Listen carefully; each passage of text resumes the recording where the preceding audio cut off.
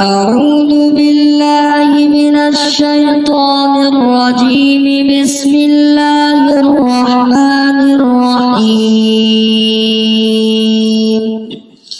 عما يتساءلون عن النبأ العظيم الذي هم فيه مختلفون. كلا سيعلمون ثم كلا سيعلمون. ألم نجعل الأرض مهادا والجبال أوتادا وخلقناكم أزواجا وجعلنا نومكم سباتا وجعلنا الليل لباسا وجعلنا النهار معاشا وبنينا فوقكم سبعا شدادا وجعلنا سراجا وهاجا وأنزلنا من المعصرات ماء ثجاجا لنخرج به حبا ونباتا وجنات ألفافا. إن يوم الفصل كان ميقاتا يوم ينفخ في الصور فتأتون أفواجا وفتحت السماء فكانت أبوابا وسيرت الجبال فكانت سرابا. إن جهنم كانت مرصادا للطاغين مآبا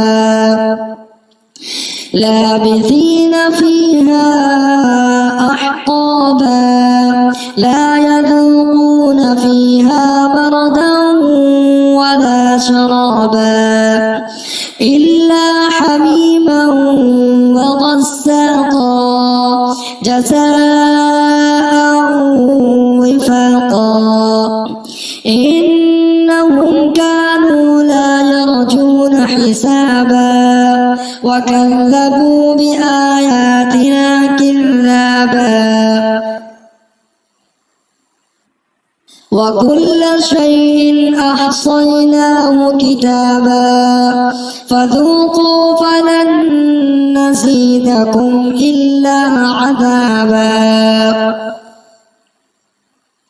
إن للمتقين مفازا حدائق وأعنابا وكواعب أترابا وكأسا دهاقا لا يسمعون فيها لغوا ولا كذابا جزاء من ربك عطاء حسابا.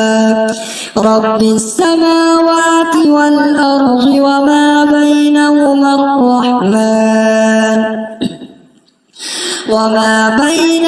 الرحمن لا يملكون منه خطابا. يوم يقوم الروح والملائكة صفا لا يتكلمون إلا من أذن له الرحمن وقال صوابا. ذلك اليوم الحق فمن شاء اتخذ إلى ربه مآبا. إنا أنذرناكم عذابا قريبا يوم ينظر المرء ما قدمت يداه ويقول الكافر